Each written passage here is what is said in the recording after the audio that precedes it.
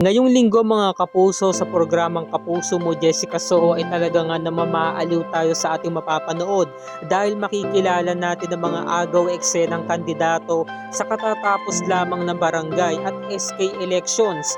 Kikilalanin yan ngayong linggo ng gabi. Ayon sa istorya, yung idea ng walking tarpaulin nag-come up kay Pipay. Nakita ko yun nung umattend siya dun sa may sparkle Halloween costume.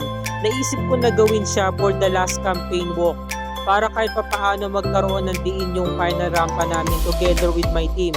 Ibinuhos ko lahat ng pagod effort sa eleksyon, ginawa ko naman siya. Yung platform ko talaga for the clean and green and entertainment. Doon ako talaga nagpo-focus kasi masyado mabigat ang buhay ng tao araw-araw.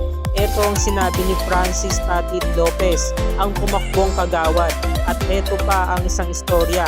Yung time na nalaman ko na kay kami ni Iba na hindi ko po malaman kung ano specific term, kung kinakabahan na masaya, sino ba sa amin dalawa.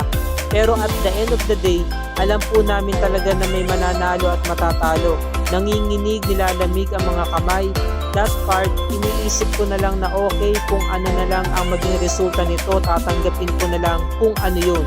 Ito ang sinabi ni Christine, tumakbo bilang SK Kagawad.